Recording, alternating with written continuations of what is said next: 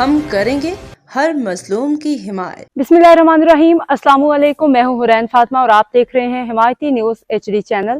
نظر ڈالتے ہیں آج کی اہم خبروں پر۔ روزنامہ حمایتی نیوز لیبر اسکیئر ماوا اور گٹکا سے پاک SHO سکھن عرفان ساتو کی بروقت کارروائی کو عوام کا خراج تحسین۔ خصوصی رپورٹ حاکم علی دل کراچی ضلع ملوی لیبر اسکیئر کے مقینوں کے لیے ایک خوشائند پیش رفت سامنے آئی ہے، جہاں تھانہ سکھن کے SHO عرفان ساتو کی مؤثر حکمت عملی، مسلسل نگرانی، بروقت کارروائی کے نتیجے میں علاقے کو مبینہ طور پر ماوا گٹکا جیسی مضر صحت اور غیر قانونی اشیاء کے فروغ سے پاک کر دیا گیا ہے۔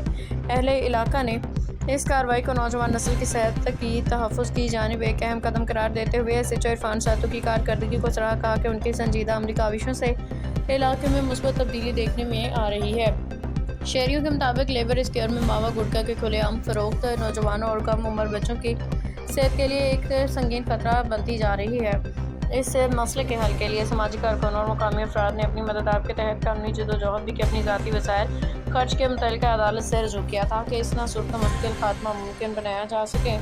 علاقہ مکینوں کا کہنا ہے کہ عدالتی کارروائی کے بعد SHO عرفان ساتو نے فوری و مؤثر اقدامات کرتے ہوئے مبینہ طور پر غیر قانونی سرگرمیوں کے خلاف کریک ڈاؤن کیا، جس کے نتیجے میں لیبر اسکیئر میں ماوا گٹکا کی فروخت طور پر نمایاں حد تک قابو پایا گیا۔ شہریوں نے اس کامیابی کا سہرا لیبر اسکیئر کے باشعور عوام کو بھی دیا، جنہوں نے اتحاد، باہمی تعاون اور ذمہ داری کا مظاہرہ کرتے ہوئے مہم میں بھرپور کردار ادا کیا۔ اہل علاقہ نے امید ظاہر کی کہ تھانہ سکھن کی جانب سے ایسے اقدامات آئندہ بھی جاری رہیں گے اور تاکہ نوجوان نسل کو نشہ سے پاک محفوظ رکھا جا سکے اور علاقے میں امن و امان، صحت مند ماحول اور قانون کی بالادستی برقرار رہے۔